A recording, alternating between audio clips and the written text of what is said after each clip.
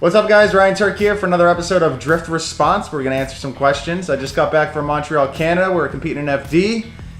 Let's get right into it.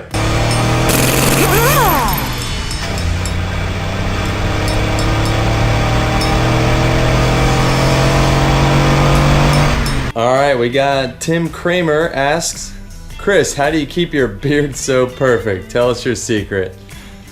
Well, I mean, there's no real secret. I just keep it nicely trimmed, but I do use a little Suavecito on there from time to time, so maybe that's what does it. From Matt Hagedorn, besides teardowns, rebuilds, and maintenance you guys do after events and at the end of the FD season, what do you both like to do in the off season if you're not filming for garage tours or Turks? In the off season, I like to just basically relax, try to plan a vacation, which I rarely actually get to go on. But no, the off season is a whole nother beast of work. It's mainly securing sponsorship for the following year, doing the SEMA show, fulfilling other obligations as far as car builds, and mainly it's just nonstop. It doesn't end for us, and it's really tough to take a vacation. And when we're not competing in Formula D, it's mainly being taken up with just trying to plan for the next season, make our cars better, and it's always everything that we do.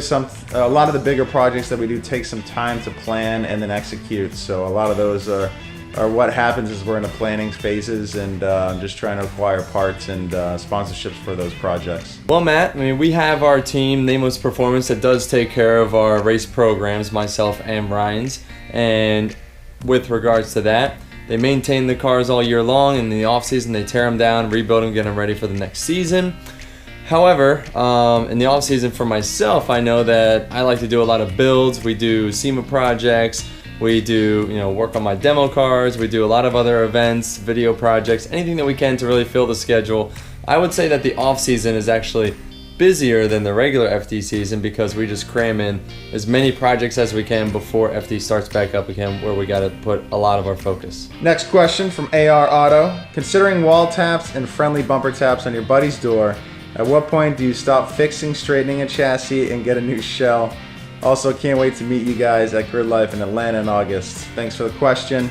I'd say that if your car comes to a point where the chassis is unsafe to drive, you can't straighten it by either a frame machine or you can't align the thing straight on an alignment rack, I'd say it's probably time for a new chassis. Or if just it has been crumpled and crushed so bad and you're replacing areas of the roll cage, I'd say that's probably a pretty good sign that you need to rebuild and come up with something different. All right, next question is from Bradley Harris, who asks, where do the Datsun parts come from? I need the same setup. Well, Bradley, I use Techno Toy Tuning on the Datsun 510 wagon as well as my Datsun 280Z.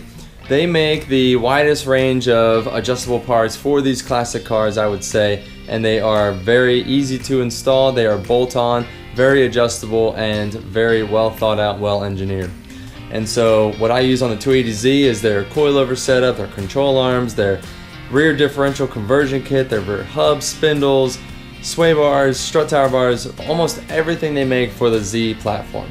And on the 510 wagon, we actually went pretty much the same route. We did their adjustable coilovers, their control arms, and we're actually designing an all-new 4-link rear end for that car to convert it from leaf spring to 4-link and putting springs and shocks back there instead of the old leaf spring. So it's gonna be a real nice setup once it's done. Thomas Esper. What components do you need to convert an engine with a viscous fan setup to a fully automated electric fan? You would just need to get a set of electric fans, a fan shroud, some relays, and switch to run the fans, and then just hook everything up.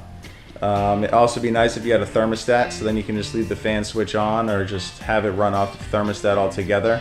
You don't even need a switch. It does it for you, turns the fans on at a certain temperature that you set the thermostat at, and it can just keep your engine cool, hopefully. All right, next question we got from Yaroslav Nemirovic. Sorry if I butchered that, but he says, my favorite JDM classic is a Nissan 200 GTR, and I have a question. Can a rotary Mazda be a good option to drift professionally like RX-7 with a 3-rotor engine?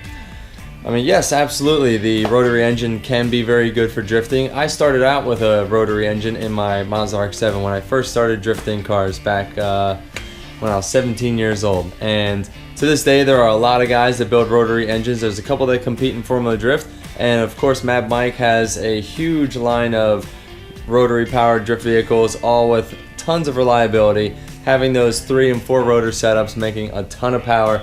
And from what I gather, he hasn't had a engine failure in years, and so he's had very good luck with those. So I know for a fact that they can work well on a drift platform. Sander Nilsson, when you put the intercooler in the back, where do you put the piping? In the coupe or under the car?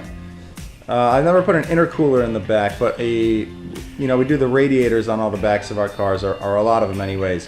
And they are either routed inboard or in the cabin, or they're underneath the car. Most of the time it's underneath the car, and we'll run either metal piping, like aluminum pipe underneath the car for safety, and then back up to like some Vibrant AN line and fittings to the motor, and then back up to the radiator. On a Ferrari car, we use Vibrant AN line and fittings, actually run all the way underneath the car, and Huddy Racing made a nice skid plate to protect it all from getting rashed up underneath the car. All right, next up we got Andrew Huffin, who says, "Hey Chris, how does a 2-post kill switch work?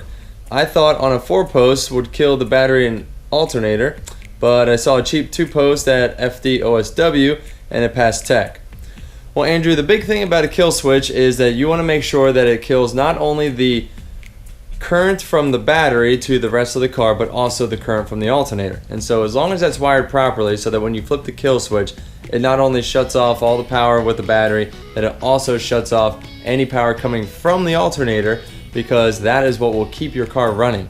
You can kill your battery current coming from wherever your battery got relocated to, but if that alternator is hooked up to the electrical system directly and it's not killed with that same flip of the switch, then it will keep your engine running. So you just have to make sure that that is wired in properly to kill all power coming from the battery and the alternator. Alex Harstel, when you install an oil cooler, how much oil do you fill? Do you pre-fill the cooler and lines? I do not pre-fill the cooler and lines. I don't know how much oil it would take. It depends on how big your oil cooler is and how long your lines are, how big your lines are, and all that.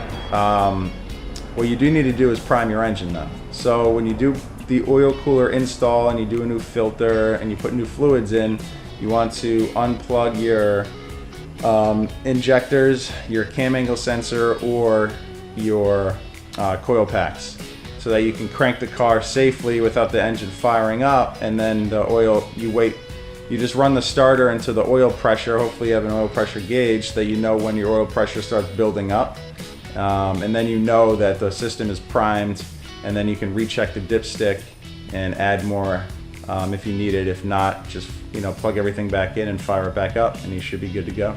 Hopefully that helps. Well, that wraps it up for this week's Drift Response. So thank you again for watching Drift Garage. We love getting all the questions and comments, so keep them coming.